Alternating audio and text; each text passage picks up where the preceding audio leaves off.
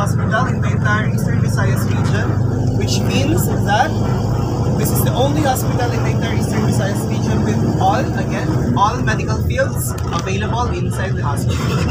Again, this is Eastern Visayas Medical Center.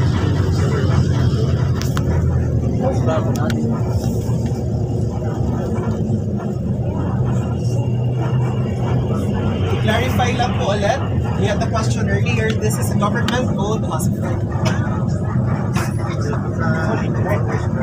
Labor po, yes.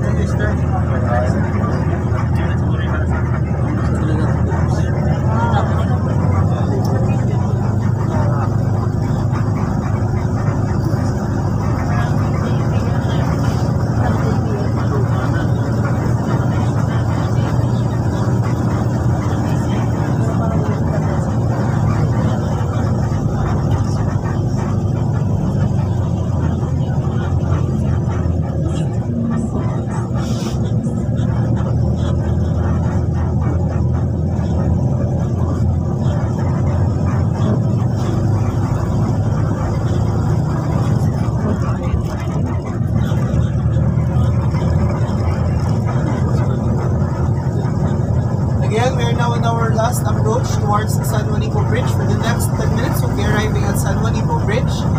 From San Juanico Bridge towards our next destination.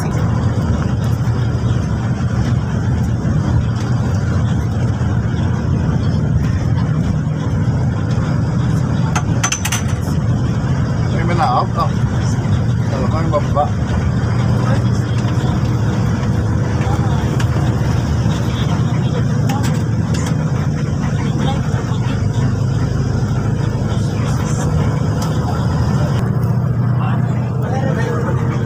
San Juanico Bridge was built in the year 1969 and inaugurated in 1973 July. In timing din po dun sa araw ng kaarawan ni Inalda po. In-inaugurate July 3 or 23. In-inaugurate ang San Juanico Bridge. 1973, 1969 to 1973. 4 years. 4 years na making.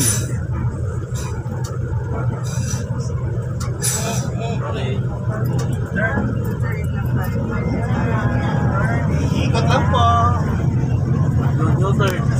San Juanico is also considered one of the toughest bridges in the Philippines, primarily because of the recovery.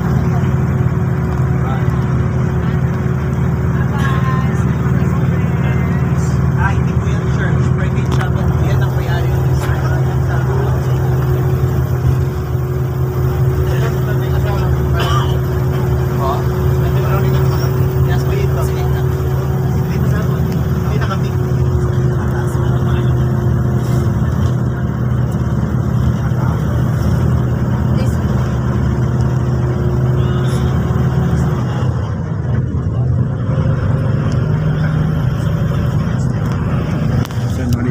Ito, shout out po sa lahat na sumusuporta sa channel ko po. Dito kami sa San Juanico Bridge ngayon dahil dito kami sa Tacloban po.